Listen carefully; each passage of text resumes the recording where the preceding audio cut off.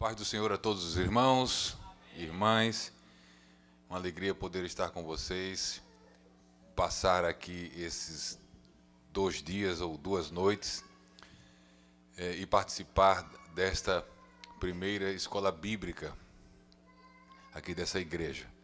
Agradecendo ao pastor Rivaldo e ao pastor Bruno o convite e estendendo esse agradecimento também aos demais obreiros e à igreja de poder aqui ensinar e aprender com vocês. Desde quinta-feira, quando aqui chegamos, temos desfrutado da companhia e da comunhão de vários irmãos. Quero também dizer para vocês da necessidade que tenho de vossas orações para que durante o tempo que aqui teremos, possamos comunicar e falar para vocês aquilo que Deus deseja falar para todos nós. Trago o abraço e a saudação dos irmãos que estão ali na cidade de Florença. Penso que aqui nos Estados Unidos, Florença é chamada de Florence, e lá na Itália é Firenze, é o nome italiano da cidade. Estamos ali na Itália há 2 anos e quase 2 anos e meio, fazendo a obra de Deus, atendendo um chamado de Deus naquele país, mas já praticamente retornando ao Brasil, devido às necessidades do trabalho no Brasil e devido ao tempo de Deus que chega na vida da gente, de diversas formas e maneiras. Deus tem várias formas e maneiras de comunicar para a gente quando o tempo de Deus, quando o tempo dele chega na nossa vida em determinado lugar. Às vezes não é um anjo que vem trazer a notícia. Às vezes as circunstâncias falam. Deus fala também através das circunstâncias. Deus fala por profecia, Deus fala por sonhos, revelação, com anjo, sem anjo. E às vezes Deus fala através das circunstâncias. E tem chegado o nosso tempo ali, estamos deixando um trabalho implantado na cidade de Firenze, e tenho certeza que Deus continuará abençoando aquela igreja ali naquela cidade. Dessa forma, continue assim orando por nós, como já vos falei. Alegria também de estar aqui junto com o nosso companheiro pastor Márcio. Daqui a um pouco eu sento para ouvir e também aprender da parte de Deus. Eu estive pensando e orando a Deus como trabalharia o tema que nos foi dado, o capítulo 5 do Evangelho de Mateus. E como o Bruno já falou para vocês, eu disse para ele que, analisando o capítulo 5 do Evangelho de Mateus, assim, a grosso modo, eu disse para ele que eu precisava, e isso espero que não soe como arrogância, como qualquer coisa, eu precisava de umas 20 noites para falar sobre o capítulo 5 de Mateus, porque tem pelo menos uns 20 temas ali que poderiam ser explorados um por noite. Então, uma coisa que eu pedi a Deus muito nesses últimos dias ou semanas foi muita sabedoria e direção para falar em 2 noites, o que demandaria um tempo bem maior. Mas eu creio que Deus também nos ajudará nesse sentido. Eu penso que o pastor Márcio deve ter pensado da mesma forma, mas cremos também que tudo está na direção de Deus. Se foi assim que os pastores pensaram, é porque esta foi a vontade de Deus, e tenho certeza que vai dar tudo certo em nome de Jesus. Amém? Estávamos pensando em algo para esse primeiro momento nosso, que praticamente é um momento de introdução ao tema Sermão da Montanha, como já falado hoje aqui pelo pastor Nivaldo. Esses capítulos 5, 6 e 7 de Mateus são textos da Bíblia Sagrada e especificamente dos Evangelhos, que sempre deveríamos retornar à leitura de tempos em tempos, porque quando nós retornamos à leitura, principalmente desses 3 capítulos de Mateus, não negligenciando ou diminuindo a importância de todos os outros capítulos do Evangelho de Mateus e de todos os Evangelhos e de todo o restante do Novo Testamento e de toda a Bíblia. Mas sempre que voltamos para o Sermão do Monte, e eu queria que vocês fizessem esse teste. Provavelmente nessas 2 noites nós vamos perceber um pouco disso. Eu tive essa experiência quando preparava-me para trazer o ensino aqui nessas 2 noites. Quando nós nos voltamos para esses 3 capítulos do Evangelho de Mateus, 5, 6 e 7, onde está o chamado Sermão do Monte, a gente percebe, e não tem, eu penso que não tem como ser diferente, a gente percebe que em algumas das áreas que Jesus tratou e falou, nós percebemos o quanto estamos um pouco ou muito distanciados. E aí sentimos a necessidade de nos converter de novo.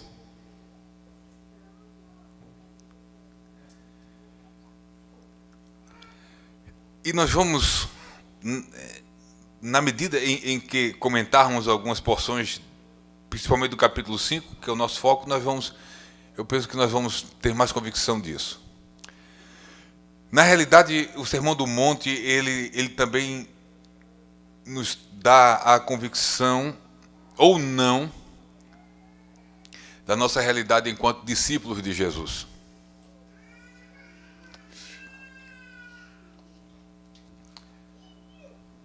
Vamos ver isso que eu estou falando daqui a um pouco. Eu quero trazer rapidamente uma palavra introdutória ao Sermão do Monte, trazendo um pano de fundo, onde ele se insere, em que momento da vida de Jesus ou do ministério de Jesus o Sermão do Monte aparece, e ver se agora à noite teremos condições de trabalhar já alguns temas, ou isso só será possível amanhã. Vamos ver. O Sermão do Monte ele aparece no Evangelho de Mateus praticamente logo após Mateus relatar os primeiros dias ou momentos do ministério de Jesus. No final do capítulo 4, o capítulo que antecede o capítulo 5, obviamente, nós temos algumas informações. Por exemplo, no final do capítulo 4, que nós lemos em Mateus, o convite que Jesus faz a Pedro e ao seu irmão André, e também esse convite é estendido a Tiago e seu irmão João, para estes seguirem a Jesus. Esses homens citados são pescadores. Jesus passa pelo mar da Galileia e lança um convite para eles. O convite está no capítulo 4, verso 19, e diz para eles assim: vinde após mim, e eu vos farei pescadores de homens. Eu estava lendo esse texto, vendo esse convite que Jesus lança para aqueles pescadores, dizendo que se eles estivessem dispostos a seguirem Jesus, Jesus ia transformar eles em pescadores de homens. Eles que eram pescadores de peixe. O que Jesus não diz para eles de imediato é como seria esse processo de transformação. Como eles seriam transformados em pescadores de homens, já que eram apenas pescadores de peixe. Como seria esse processo de transformação? Como Jesus faria deles pescadores de homens? Jesus só disse que faria deles pescadores de homem se estivessem dispostos a seguir Jesus. Depois, Mateus vai falando, trazendo algumas informações a partir do versículo 23, praticamente, onde diz que Jesus percorria toda a Galileia, ensinando nas sinagogas, pregando o evangelho do reino e curando todas as enfermidades e moléstias entre o povo. Eu não vou entrar em detalhes de informações assim muito minuciosas, mas é para efeito de conhecimento de quem não tem, porventura não tem. As sinagogas eram o principal espaço dos judeus em termos de oração, leitura e reflexão bíblica. servia para outras coisas também na comunidade judaica daquela época. E a sinagoga tinha uma importância fundamental nas comunidades onde ela estava inserida. E Jesus, no início do seu ministério, ele teve muitas oportunidades de ensinar nas sinagogas. Isso nos passa também uma outra informação, é que Jesus, durante a sua adolescência e juventude, por aquilo que a própria Bíblia nos narra, por exemplo, aos 12 anos, os irmãos vão lembrar de um episódio que nós encontramos, acho que no Evangelho de Lucas. Jesus vai com um grupo, seu pai, o José, a Maria, seus pais a Jerusalém, e lá se perde deles. E quando os seus pais percebem, já na volta, que Jesus não estava, eles retornam a Jerusalém e encontram lá Jesus discutindo e debatendo com doutores da lei, ésimos conhecedores das Escrituras do Antigo Testamento. E Jesus está lá debatendo com ele, questionando, etc. Então, certamente, durante todo o seu crescimento, a sua formação, Jesus foi ganhando respeito da sua comunidade, a ponto de poder, nas sinagogas, discorrer sobre as Escrituras. Ele ganhou o respeito como um judeu que conhecia as Escrituras, de integridade diante da sua comunidade, e por isso as portas das sinagogas se abriram para ele. No início do seu ministério já estavam abertas antes, mas depois essas portas se fecharam por razões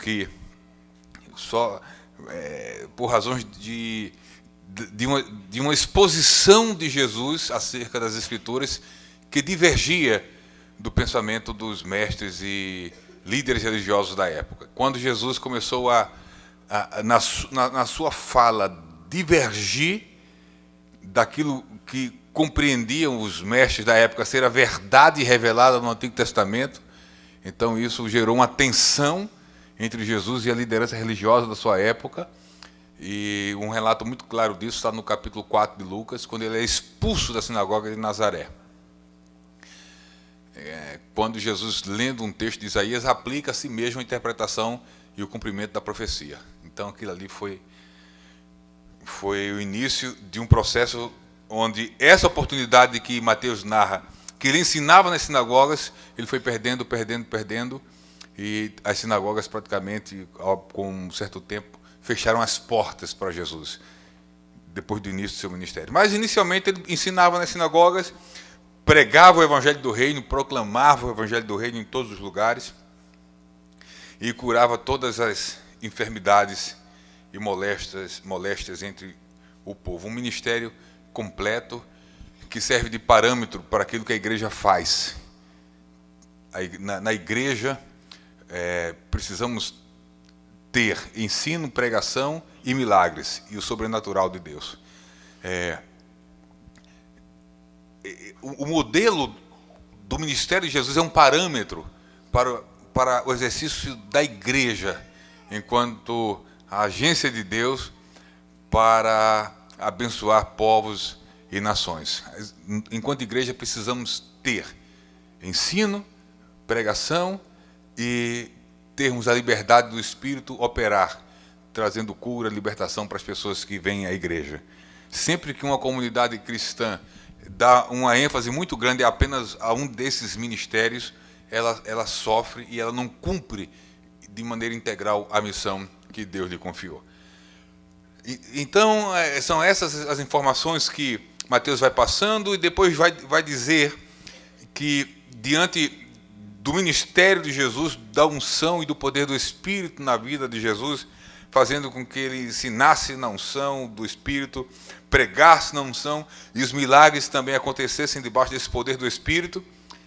Mateus vai falar no verso 24 que a fama de Jesus correu por toda a região, Síria, vizinhança, etc. E as pessoas começaram a trazer muitos doentes e acometidos de moléstias e atormentados para serem por ele curados.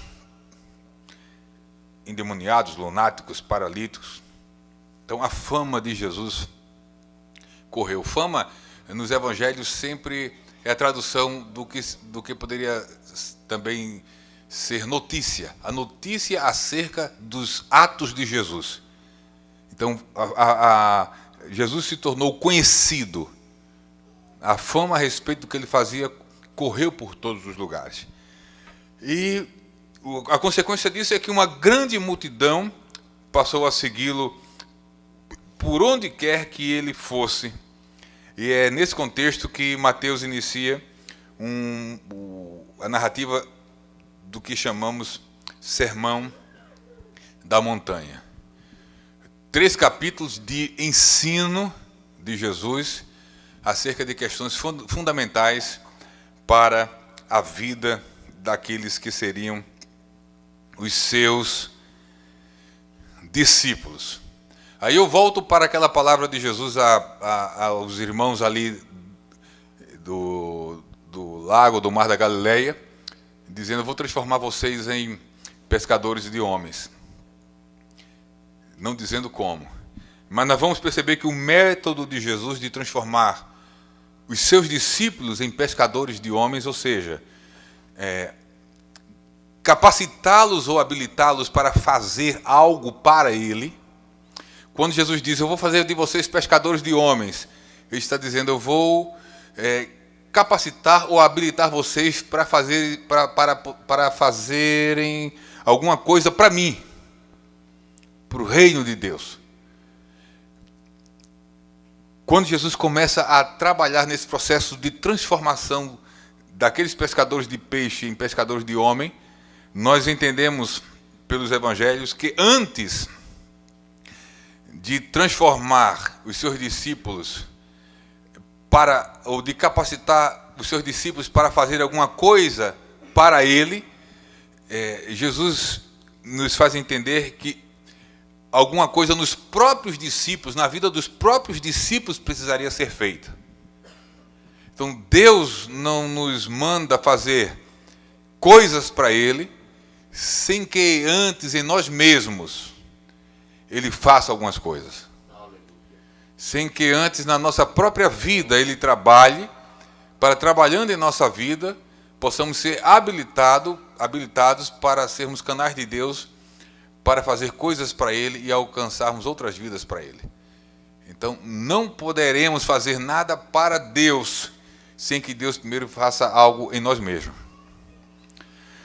E é aí que vem os métodos de Jesus. Que instrumento Jesus utilizou para transformar a vida dos seus discípulos, para transformar o modo de ser, de pensar, de se comportar, de agir dos seus discípulos, para assim transformando os seus discípulos, esses discípulos poderem fazer algo para Ele. A principal ferramenta para isso foi o ensino. A mentalidade dos discípulos, o modo de entender os sentimentos, o comportamento dos discípulos foram transformados ou tiveram uma proposta de transformação através do ensino de Jesus. Uma coisa que a gente percebe já no início do Sermão da Montanha, no primeiro versículo do capítulo 5, quando diz: Jesus, vendo a multidão, subiu a um monte e, assentando-se, aproximaram-se dele os seus discípulos e, abrindo a sua boca, os ensinava dizendo... Há uma coisa bem interessante durante todo o ministério de Jesus. Nós vamos encontrar em muitos lugares, e por vezes, como aqui no mesmo versículo, a informação de que multidões seguiam Jesus, e no mesmo texto a informação de que ali tinha discípulos. E parece-me que isso faz uma distinção de um grupo entre a multidão diferenciado. Então a multidão estava lá, mas nem todos entre a multidão eram discípulos. Porque os discípulos de Jesus têm têm características muito particulares, que os diferem das multidões. E é interessante perceber que no primeiro versículo, Mateus diz que, vendo Jesus a multidão, viu todos, subiu a um monte e, assentando-se, aproximaram-se dele os seus discípulos.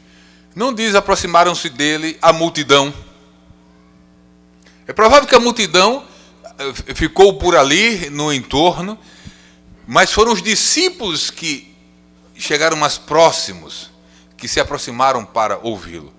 Eu estava relendo esse texto e pensando em algumas coisas muito atuais, porque esse tipo de comportamento, de postura, ainda se vê nos dias de hoje, no nosso meio.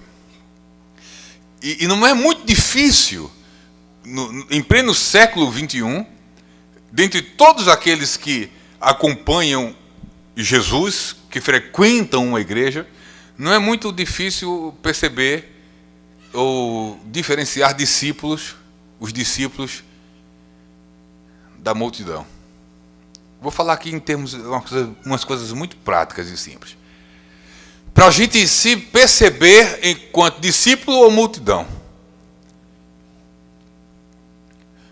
Eu, em sã consciência, eu penso que se eu perguntasse para cada um aqui nessa noite, se você estivesse naqueles dias caminhando, acompanhando Jesus, no meio daquele grupo grande que ele chama multidão, você se qualificaria como parte da multidão ou parte dos discípulos?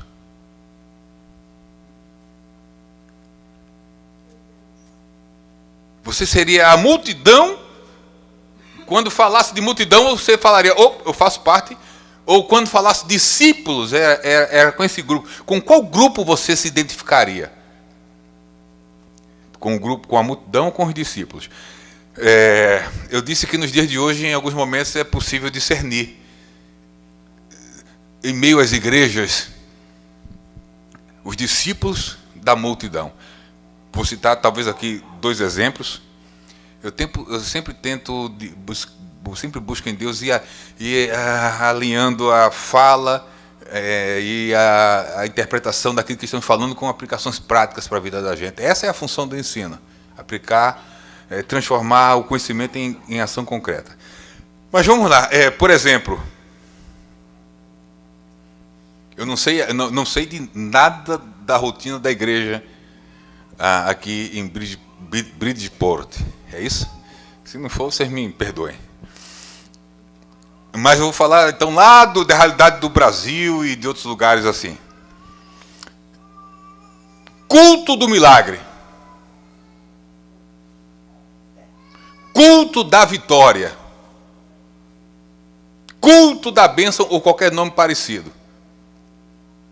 Você quer encontrar as multidões ou a multidão? Pode ir nesse culto. As multidões estão sempre lá. Mas tem discípulo também. Claro que tem. Os discípulos estavam juntos com a multidão quando Jesus ensinava e quando Jesus fazia milagre.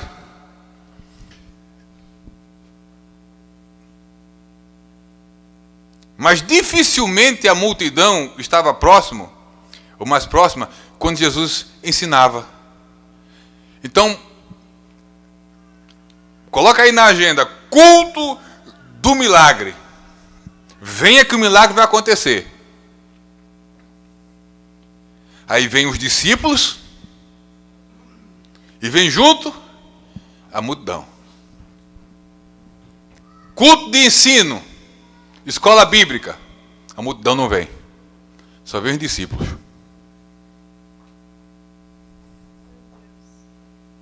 Porque discípulo quer aprender de Jesus. E multidão só quer a bênção de Jesus. Multidão só quer o milagre. Multidão só quer a causa na justiça resolvida. Multidão só quer a salvação do filho. Multidão só quer a porta de emprego aberta. Multidão não está interessada em transformação de vida pessoal. Só discípulo se interessa para ouvir Jesus. Para chegar perto, sentar e ouvir Jesus falar. Tanto que o ministério de Jesus começa com muita gente seguindo ele. Vai olhar no final. Como é que termina?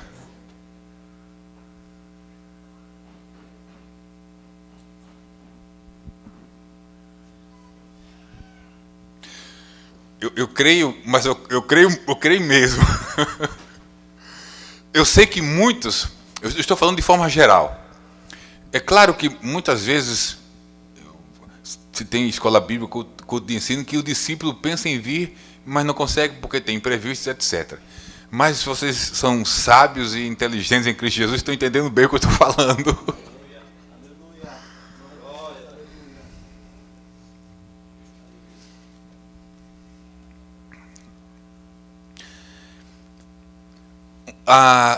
O ministério de Jesus, você lê os 4 evangelhos e a coisa que Jesus mais faz nos 4 evangelhos que você encontra Jesus fazendo é ensinando. Ele aparece ensinando mais do que fazendo qualquer uma outra coisa. Então, se Jesus o que mais fez foi ensinar, é porque havia necessidade de seus discípulos ouvi-lo muito. Muito.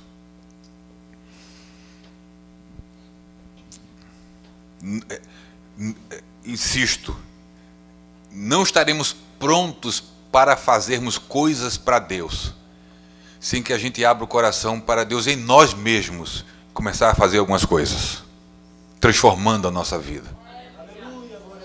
Transformando a nossa vida à medida que Ele transforma a nossa maneira de compreender as coisas. A nossa maneira de entender as coisas e entender do ponto de vista que Deus entende. Quando o nosso entendimento das coisas é transformado pelo ensino de Jesus, aí os nossos sentimentos são também transformados e o nosso comportamento ou nossa conduta é também transformada.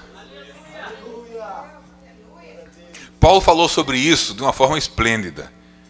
Em Romanos 12:2, Paulo disse assim: e não vos conformeis com este mundo, mas transformai-vos pela renovação do vosso entendimento, para que experimenteis qual seja a boa, agradável e perfeita vontade de Deus. Discípulos, dentre tantas características, uma marca de maneira acentuada: a disposição, a sempre disposição ou disponibilidade para ouvir Jesus. Discípulos têm sede de ouvir, desejam ouvir, aprender, sempre.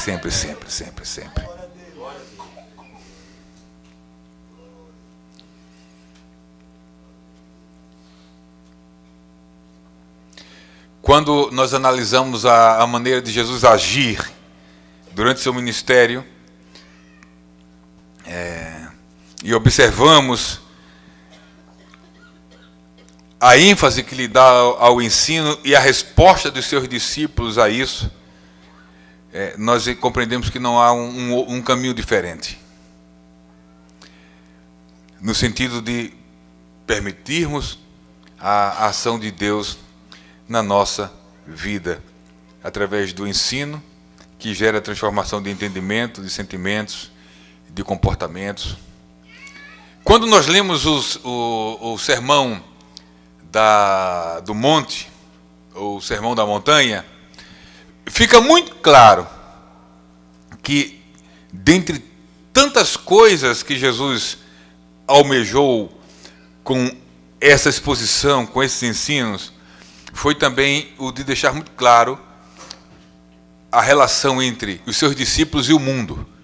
Jesus trata no Sermão do Monte sobre a relação dos discípulos com o Pai, sobre a relação dos discípulos uns com os outros, com a relação do discípulo consigo mesmo, e deixa muito claro também a relação dos discípulos com o mundo.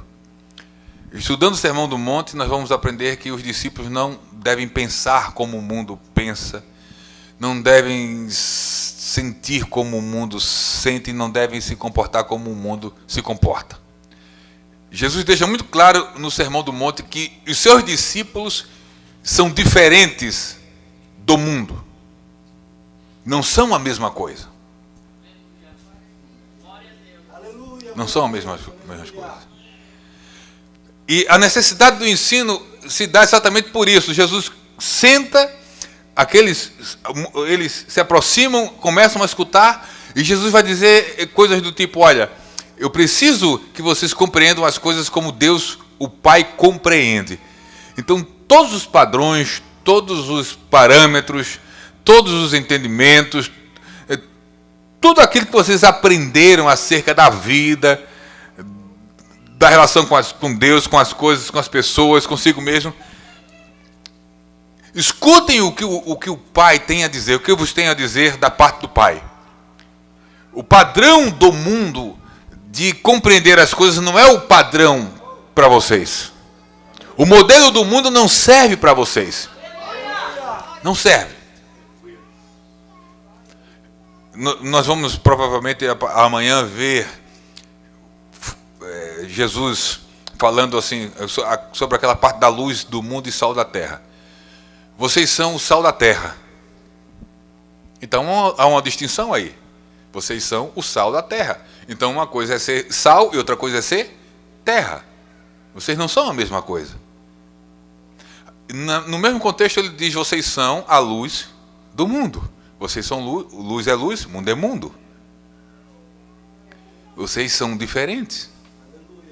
Pelo menos deveriam ser diferentes.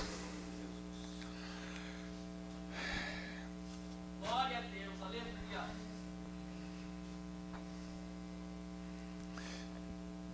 Somos diferentes? Pensamos diferentes? Nos comportamos diferentes? Sentimos diferentes? Essa diferença é uma característica de um verdadeiro discípulo de Jesus. Quanto mais parecidos com o mundo, menos discípulos somos.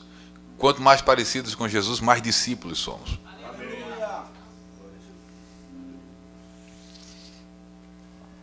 A pressão sobre os discípulos de Jesus é muito grande. Sempre foi.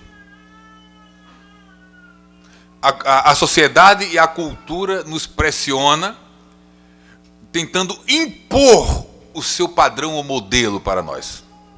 Impor. Não é propor. Não existe uma proposta da sociedade ou da cultura secular para a igreja. A proposta, o que possivelmente poderia ser chamado de uma proposta para a igreja, de uma oferta para a igreja, se tornou uma imposição. Vamos tratar de questões práticas. Modelo de família. Se você perguntar para um cristão, para um discípulo, me fale, por favor, sobre as características de uma família à luz das Escrituras. Todo discípulo de Jesus vai dizer: é uma família composta por um homem e uma mulher que se unem pelos laços do casamento, e aí juntos têm os seus filhos. Esse é o modelo bíblico de família. É o modelo bíblico de família, é o modelo de Deus de família. Mas o que é que a cultura secular quer fazer com a igreja?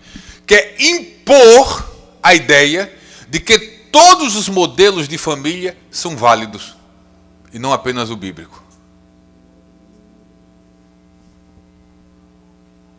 Aí, como discípulos de Jesus, nós falamos: opa, calma, eu só aceito o modelo bíblico de família.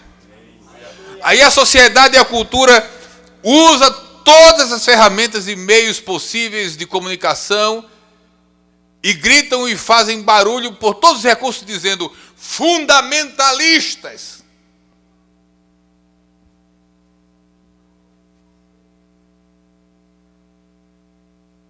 Isso é fundamentalismo religioso.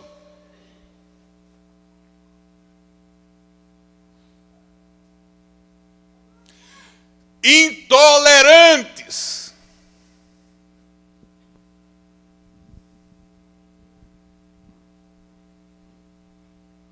E vai adjetivando, e vai nos agredindo, e vai nos pressionando. Aí se levantam grupos dos mais diversos movimentos tentando buscar na própria Bíblia fundamentos para essas visões divergentes de modelos de família, de casamento, etc. E haja pressão, e hajam adjetivos, e vem, e pressiona, e pressiona. E no fim de tudo, quando temos as nossas convicções, contamos com a graça de Deus, pedimos misericórdia a Ele, e acabamos deixando eles falarem o que quiserem, nos chamar do que quiserem, porque enquanto eles nos chamam de fundamentalistas, de radicais, de intolerantes, Jesus nos chama meus discípulos. Porque eu não estou muito interessado naquilo que a sociedade diz que eu sou. Eu estou interessado naquilo que Deus diz quem eu sou.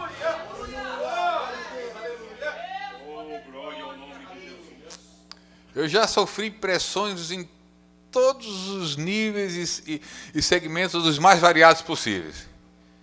No dia a dia, do cotidiano com as pessoas simples, e dentro de uma universidade, de uma faculdade, com um professor de filosofia, ateu ou pluralista religioso, seguidor de qualquer uma dessas novas. Quem já passou pela academia sabe do que eu estou falando. Gente querendo relativizar a verdade, a Bíblia, zombando de Deus da Bíblia. Professores que até me surpreendem pelo nível, que em vez de pensadores, acabaram também se transformando em reprodutores daquilo que ouviram dos seus gurus ou mentores. Eu me lembro bem de uma professora de filosofia que, numa das aulas, falou dessa questão do relativismo. Ela chegou e disse: olha, não existe verdade absoluta. Então, se não existe verdade absoluta, a Bíblia não é a verdade. É uma dentre tantas verdades. Aí vem a arrogância dizer que a única verdade religiosa está na Bíblia, porque não existe verdade absoluta. Toda verdade é relativa.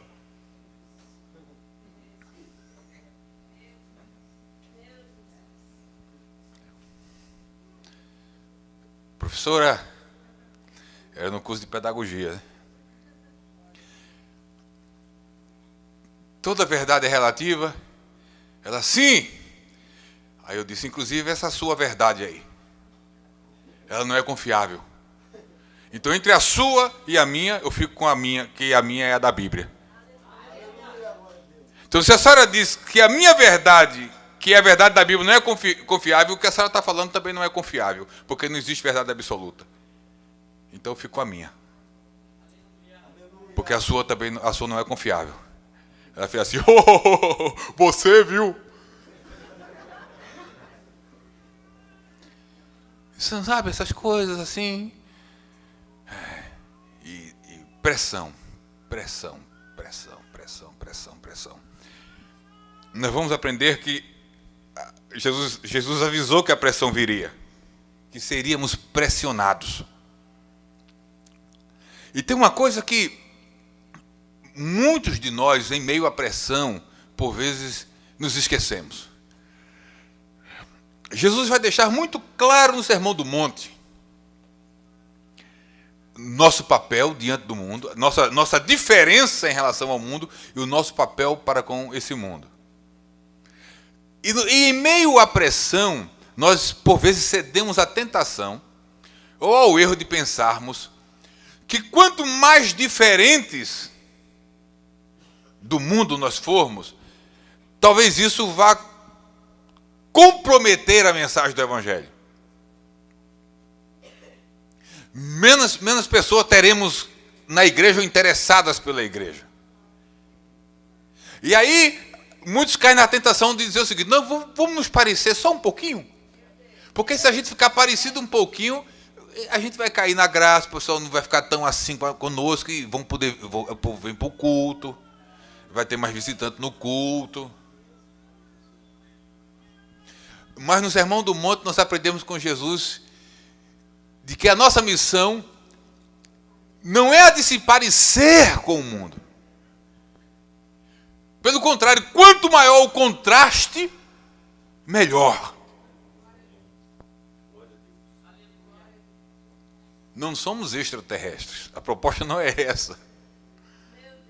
Estamos falando de princípios morais, de senso de justiça, coisas que o Sermão do Monte vai falar.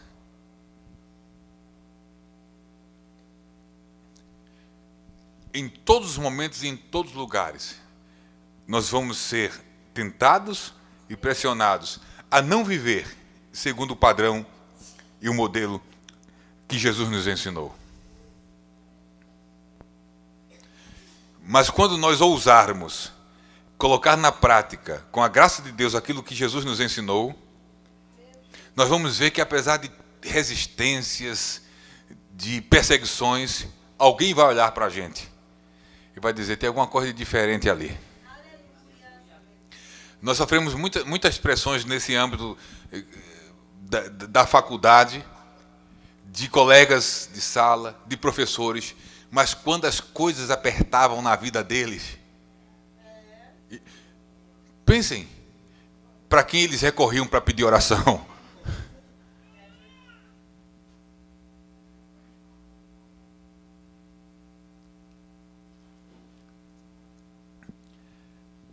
Sermão do Monte, estudar o Sermão do Monte, digo novamente, é uma grande oportunidade que nós temos de olhar para o espelho da palavra e ver o quão discípulos somos ou não de Jesus.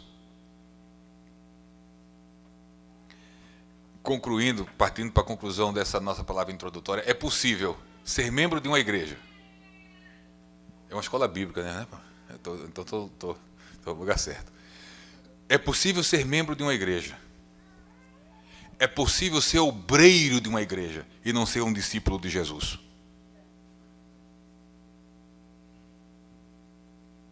Vou repetir.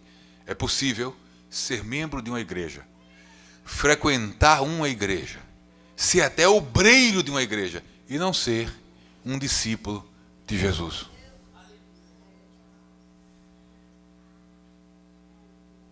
Quem entendeu, diga: entendi.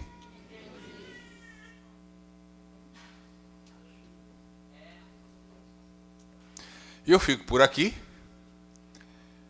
Nosso companheiro, o pastor Márcio, vai daqui a um pouco continuar. E uma das propostas nossas para essa escola bíblica, que eu creio que se alinha com o pensamento dos nossos pastores, é de alguma forma percebermos exatamente isso. Eu sou um discípulo de Jesus? Eu vivo, eu me comporto, eu sinto, eu penso como um discípulo de Jesus? Estudar o Sermão do Monte vai nos dar essa possibilidade de percebermos qual a nossa condição atual. O quão próximos estamos dessa realidade, da realidade do discípulo, ou quão distantes estamos. Eu posso ouvir um amém? Amém. Pastor? Glórias a Deus, que bom ouvir a palavra de Deus, né, irmãos? Quantos estão felizes por esta palavra? Diga amém. Amém. Que bom, muito edificante ouvir a palavra de Deus.